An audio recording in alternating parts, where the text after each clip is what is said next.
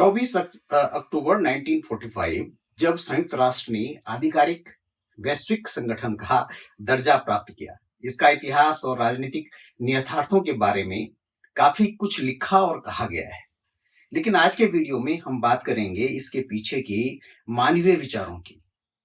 नमस्कार, मैं हूं डॉक्टर महेश भट्ट और आप देख रहे हैं चैनल डॉक्टर भट्ट चिंतन, जहां पर बात होती है मानवीय ब्रेन की और उसके वैचारिक इकोसिस्टम की, और साइंटिफिक बात होती है आध्यात्मिक, दार्शनिक, वैज्ञानिक विचारों की, और कैसे ये समझ हमारे मोटिवेशन और हेल्थ, हैप्पीनेस और वेलबींग के लिए जरूरी है।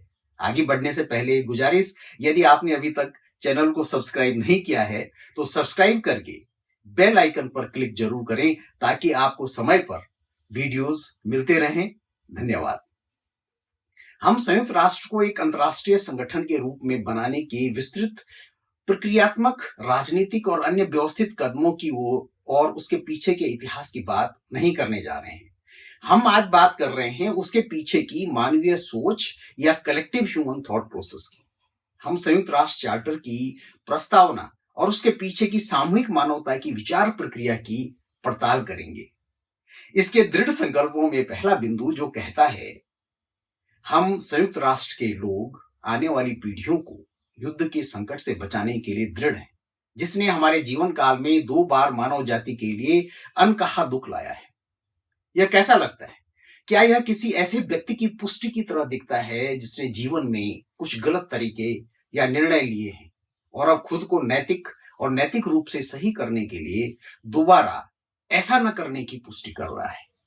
विभिन्न कारणों से सामूहिक मानवता द्वारा लड़े गए 2 विश्व युद्धों ने युद्ध में जाने के अपने निर्णयों में मानवता को गलत साबित कर दिया। प्रस्तावना के पहले वाक्य से स्पष्ट पता चलता है कि सामूहिक मानव जाति संघर्षों को एक नकारात्मक विचार के रूप में लेती है। यह भविष्य की मानवता को युद्ध की पीड़ा से बचाने का संकल्प दिखता है।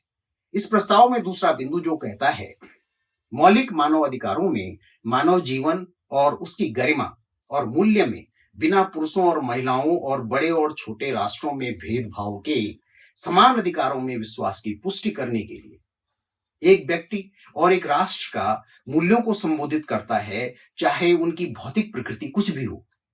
अपने आकार, विकास, शक्ति और संसाधनों के बावजूद देशों को समान अधिकारों के साथ समान माना जाएगा, जैसा कि मानव अधिकारों के रूप में व्यक्तिगत मनुष्यों के मामले में होता है। राष्ट्रों के संदर्भ में यह राष्ट्रों के समानता के अधिकार है। प्रस्तावना का तीसरा बिंदु राष्ट्रों के बीच विभिन्न संघर्षों को संबोधित करता है, जो इस प्रकार से है, न्याय और संधियों और अंतर्राष्ट्रीय कानूनों के अन्य स्रोतों से उत्पन्न दायित्वों के लिए सम्मान। यह राष्ट्रों के बीच संघर्षों को कम करने के लिए तंत्र के रूप में प्रकट हुआ सामूहिक विचार है। चौथे बिंदु में संयुक्त राष्ट्र के अंतिम लक्ष्य का उल्लेख बड़ी स्वतंत्रता में सामाजिक प्रगति और जीवन के बेहतर मानकों को बढ़ावा देना के रूप में किया गया है। बड़ी आजादी व्यक्तिगत और सामूहिक मानवता का सर्वोच्च विचार है। हम अपनी आध्यात्मिक विचार प्रक्रियाओं और व्यक्तिगत स्तर पर आध्यात्मिकता के माध्यम से विभिन्न रूपों में स्वतंत्रता की तलाश कर रहे हैं, जैसे कष्टों से मुक्ति, नकारात्मकताओं से मुक्ति, हमारी सामाजिक बुराइयों से मुक्ति, हमारी बुरी आदतों से मुक्ति आदि। इसी प्रकार वर्तमान समय की सामूहिक मानवता की सर्वोच्च संस्था संयुक्त राष्ट्र के चार्टर की प्रस्तावना में भी यह परिलक्षित होता है। प्रस्तावना का दूसरा भाग, जिसमें इसके उद्देश्यों को प्राप्त करने के लिए साधनों और तरीकों का वर्णन है।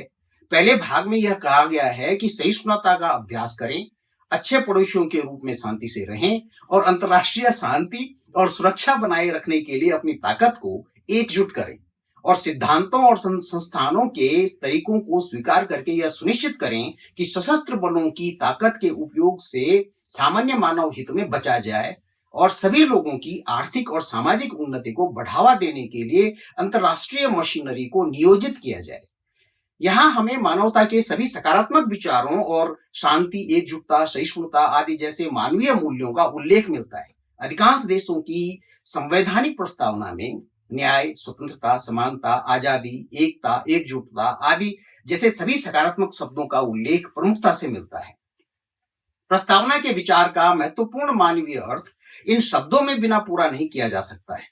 सामूहिक मानवता के सकारात्मक विचारों का प्रतिनिधित्व करने वाली सभी सकारात्मक शब्द राष्ट्रों और संयुक्त राष्ट्र की प्रस्तावनाओं में दो अलग अलग संदर्भों में स्पष्ट रूप से उपयोग किए जाते हैं। राष्ट्रीय संवैधानिक प्रस्तावना में उनका उपयोग व्यक्तियों के लिए किया जा रहा है, जबकि संयुक्त राष्ट्र की प्रस्तावना में वे राष्ट्रों के लिए मार्गदर्शक सिद्धांत के रूप में दृष्टिगोचर होते हैं। संयुक्त राष्ट्र की प्रस्तावना में व्यक्तियों और दुनिया के राज्यों मतलब कि सदस्य राज्यों की संगठन की अवधारणा को अलग अलग किया गया है। जहां संयुक्त राष्ट्र की प्रस्तावना राष्ट्रों के बीच संघर्षों और युद्धों पर अधिक केंद्रित दिखाई देती है, वहीं पर विभिन्न राष्ट्रों की संवैधानिक प्रस्तावनाएं युद्ध को अलग ढंग से देखती हैं। राष्ट्रों के लिए अपने लोगों की रक्षा के लिए, अपने राजनीतिक और राजनयिक हितों को देखने के लिए युद्ध पर एक अलग विचार रखना स्वाभाविक है।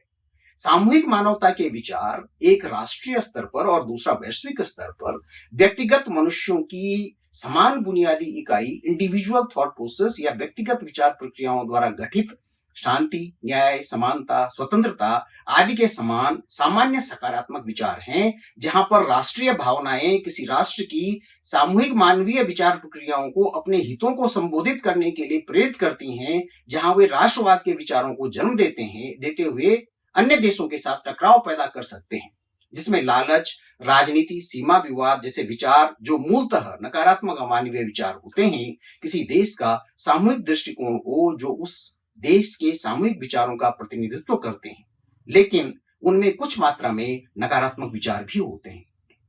अब आइए व्यक्तिगत विचार प्रक्रियाओं पर आते हैं, जो सभी स्तरों पर सामूहिक मानवता की इकाई है। हालांकि व्यक्ति के विचारों में ऊपर वर्णित सभी सकारात्मक विचार होते हैं जो सामूहिक मानवता का आधार होते हैं, फिर भी व्यक्तियों के अपने विभिन्न निजी हित होते हैं। वे अन्य व्यक्तियों के हितों से टकराते हैं, जिससे लालच, घृणा, असहिष्णुता जैसे विभिन्न दुर्भावनापूर्ण विचार प्रक्रियाओं के बढ़ने के लिए एकदम सही मंच तैयार होता है। इसीलिए जैसे जैसे समूह बढ़ता है, सामूहिक मानवता अपने अधिकांश सकारात्मक विचार दिखाती है और दुर्भावनापूर्ण विचार प्रक्रियाएं निष्क्रिय रहती हैं। मान लीजिए कि हम वैश्विक मानवता के सामूहिक विचारों को देखते हैं, जो होमोसेपियंस प्रजाति की सामूहिक विचार प्रक्रियाओं का प्रतिनिधित्व करते हैं। उस स्थिति में हम जीवित रहने के खतरों को कम करने के प्रयासों से एक जैविक प्रजाति के अस्तित्व तंत्र को समझ सकते हैं। निरस्त्रीकरण, सतत विकास, जलवायु परिवर्तन, क्लाइमेट चेंज, ग्लोबल वार्मिंग, अंतरिक्ष अन्वेषण, नैतिक विज्ञान, मानवीय सहायता आदि के सभी वैश्विक प्रयास उस अस्तित्व तंत्र का हिस्सा हैं।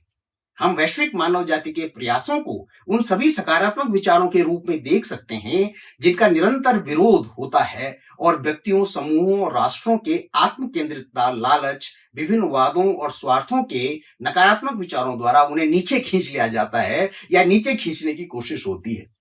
संयुक्त राष्ट्र वैश्विक मानवता का प्रतिनिधित्व करता है। एक संगठन के तौर पर हम इसकी कमियों पर चर्चा कर सकते हैं, हम इसकी आलोचना कर सकते हैं कि जिन उद्देश्यों के साथ से बनाया गया था, क्या ये उन उद्देश्यों में सफल रहा या असफल।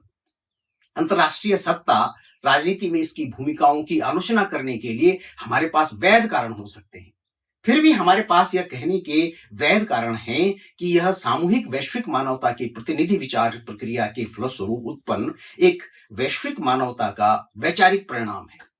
यह 20वीं सदी में 70,000 वर्ष पहले की संज्ञानात्मक क्रांति के बाद, 12,000 वर्ष पहले की कृषि क्रांति के बाद और 500 वर्ष पहले की वैज्ञानिक क्रांति के बाद मानव जाति की सामूहिक वैश्विक विचार प्रक्रिया ने 2 विनाशकारी विश्व युद्धों के बाद एक अंतर्राष्ट्रीय संगठन संयुक्त राष्ट्र संघ यूएनओ का निर्माण किया। अंत में हम कह सकते हैं कि असंख्य युद्धों, आपदाओं, महामारियों और मानवीय पीड़ाओं के बाद प्रौद्योगिकियों और परिष्कृत हथियारों का प्रयोग बढ़ने से हत्यारे युद्धों ने मानव विचार प्रक्रियाओं के लिए एक प्रेरक के रूप में काम किया और सामूहिक वैश्विक मानवता के प्रतिनिधित्व के रूप में एक अंतर्राष्ट्रीय संगठन के रूप में संयुक्त राष्ट्र संघ का विचार बना। इस वीडियो में इतना ही। अंत में जाते जाते वही पुरानी गुजारिश कि यदि आपने अभी तक चैनल को सब्सक्राइब नहीं किया है तो सब्सक्राइब करके बेल आइकन पर क्लिक करके हमें अपना सहयोग दें। धन्यवाद। नमस्कार।